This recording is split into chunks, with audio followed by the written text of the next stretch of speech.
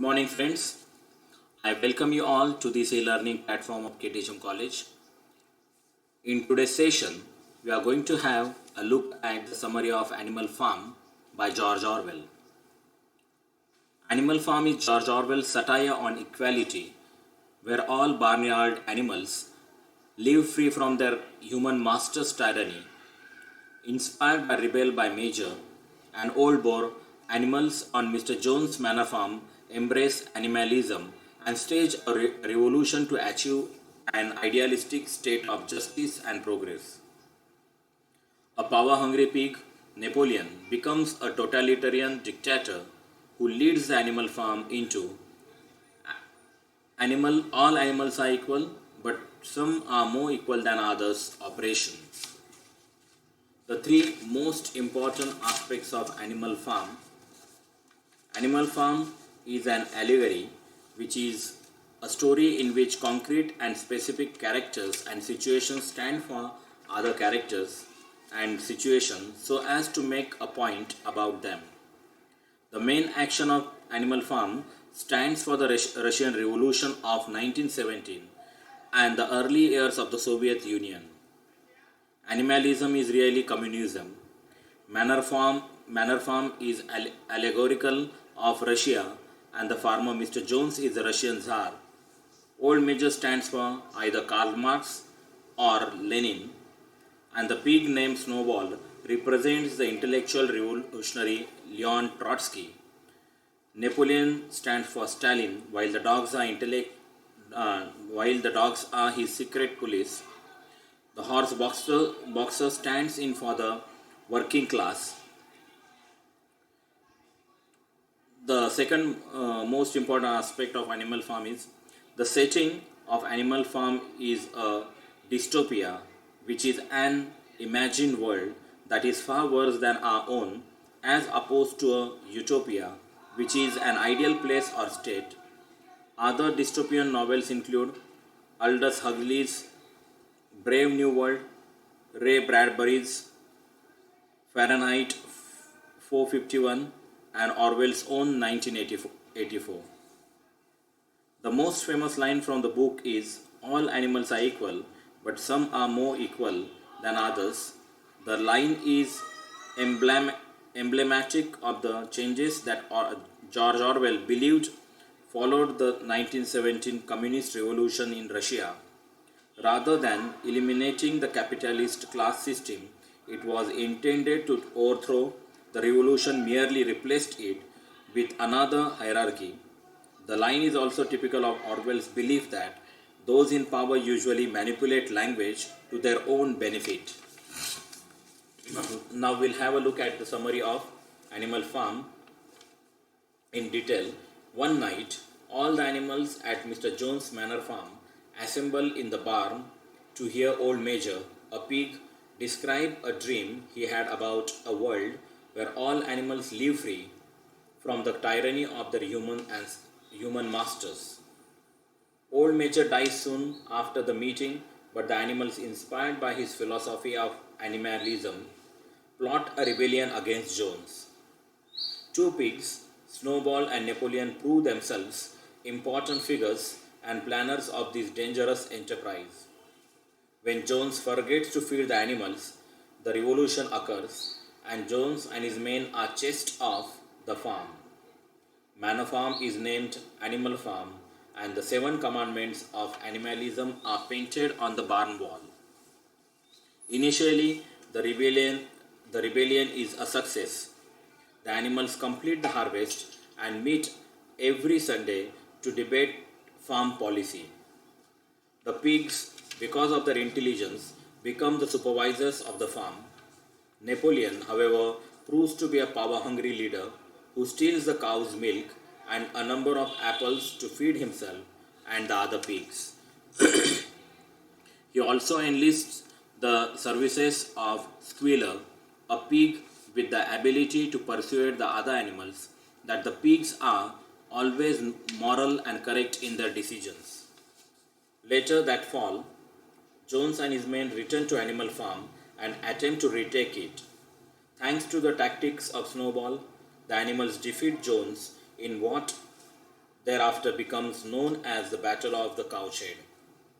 Winter arrives, and Molly, a vain horse, concerned only with the ribbons and sugar, is lured off the farm by another human. Snowball begins drawing plans for a windmill which will provide electricity and thereby give the animals more leisure time. But Napoleon vehemently opposes such a plan on the grounds that building the windmill will allow them less time for producing food. On the Sunday that the pigs offer the windmill to the animals for a vote, Napoleon summons a pack of ferocious dogs who chase Snowball off the farm forever.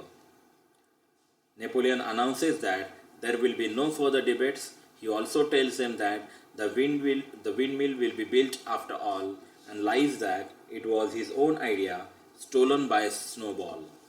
For the rest of the novel, Napoleon uses Snowball as a scapegoat on whom he blames all of the animals' hardship. Much of the next year is spent building the windmill. Boxer, an incredibly strong horse, proves himself to be the most valuable animal in this endeavor. Jones, meanwhile, forsakes the farm and moves to another part of the country. Contrary to the principles of animalism, Napoleon hires a solicitor and begins trading with neighboring farms. When a storm topples the half finished windmill, Napoleon predictably blames Snowball and orders the animals to begin rebuilding it.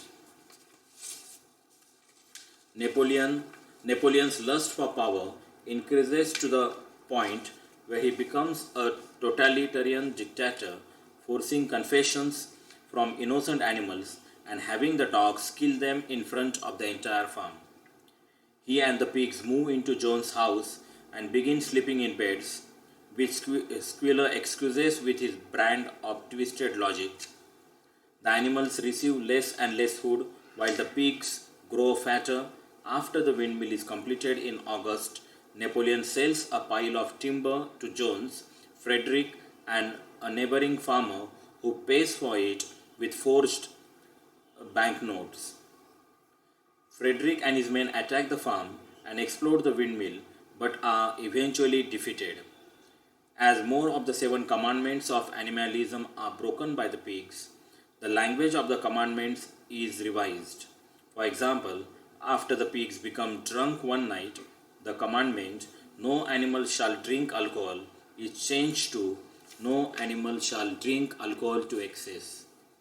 Boxer again offers his strength to help build a new windmill, but when he collapses, exhausted, Napoleon sells the devoted horse to a knacker, a glue boiler. Squealer tells the indignant animals that Boxer was actually taken to a veterinarian and died a peaceful death in a hospital, a tale the animals believe. Years pass, and Animal Farm expands its boundaries after Napoleon purchases two fields from another neighboring farmer, Pilkington. Life for all the animals except the pigs is harsh. Eventually, the pigs begin walking on their hind legs and take on many other qualities of their former human oppressors. The seven commandments are reduced to a single law. All animals are equal, but some are more equal than others. The novel ends with Pilkington sharing drinks with the pigs in Jones' house. Napoleon changes the name of the farm back to Manor Farm and quarrels with Pilkington during a crowd game in which both of them try to play the ace of spades. As other animals watch the scene from outside the window, they cannot tell the pigs from the humans. As Orwell spent more and more time with the down and outs of England, he became convinced that the only remedy for the invidious problem of poverty lay in socialism, a political and economic philosophy arguing that only when the state controls the means of production and distribution will all members of nations share its profits and rewards. Unlike capitalism, the philosophy holding that a nation's means of production and distribution should be privately owned and controlled, socialism argues that only government regulation of a nation's economy can close the gap between the rich and the poor. Although he was not a virulent anti capitalist, Orwell did think that only with the gradual introduction of socialist ideas and practices into British life would the poor eventually come to share in the fruits of their nation's prosperity. As he explained in the preface to the Ukrainian edition of Animal Farm, I became pro socialist more out of disgust with the way the poorer section of the industrial workers were oppressed and neglected than out of any theoretical admiration for planned society. After fighting against fascism, an oppressive system of government in which the ruling party has complete economic control in the Spanish Civil War, Orwell dedicated himself to exploring political questions in his writing. As he explains in the essay, Why I Write, every line of serious work I have written since 1936 has been written, directly or indirectly, against totalitarianism or for democratic socialism. His detestation and fear of totalitarianism, an even more extreme form of fascism, in which the ruling party has complete control over all aspects of people's lives, thus inform much of his literary output. Orwell examined socialism in a number of his notification works but was prompted to write Animal Farm by what he saw as a prevalent and false belief that the Russian Revolution of 1917 was a step towards socialism for millions of poor and oppressed Russians. Orwell felt that Stalin's brutal rise to power was not only barbaric but a betrayal of the socialist principle for which Lenin, Trotsky, and he had presumably revolted. In, in, in hindsight, this seems obvious, but in the world of World War II Europe, such an attack on Russia was willingly stifled by many British leftists who wanted to believe that Russia was indeed moving toward a true union of socialist republics. The fact that Russia was, like England, fighting Hitler, fighting Hitler also made Orwell's position more unpalatable to leftist thinkers. Still, he felt that the USSR was not progressing towards socialism but totalitarianism. I was struck by clear signs of its transformation into hierarchical society in which the rulers have no more reason to give up their power than any ruling class. Convinced that the destruction of the Soviet myth was essential if we wanted a revival of the socialist movement. Orwell began thinking about how he could best communicate his opinions on socialism and Stalin. His thoughts were ignited when he happened to see a village boy whipping a cart horse. At that moment, Orwell received the inspiration he needed to formulate his ideas into Animal Farm. It struck me that if only such animals became aware of their strength, we would have no power over them. And that men exploit animals, as the government in a totalitarian state exploits the common people. Now, Orwell had a plan for his novel which would both argue the need for true socialist government and warn the world of the ways in which socialist ideas threaten the will of these in power who wish to control other people.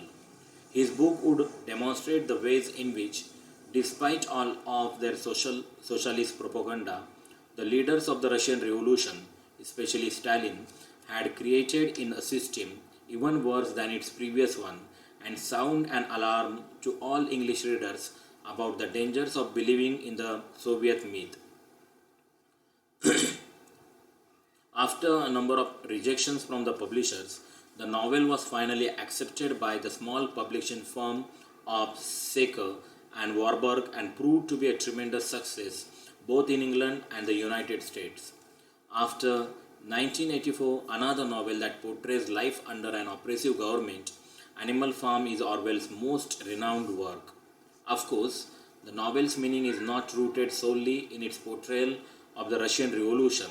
The novel asks its readers to examine the ways in which political leaders with seemingly noble and altruistic motives can betray the very ideals in which they ostensibly believe, as well as the ways in which certain members of a nation can elect themselves to positions of great power and abuse their fellow citizens, all under the guise of assisting them.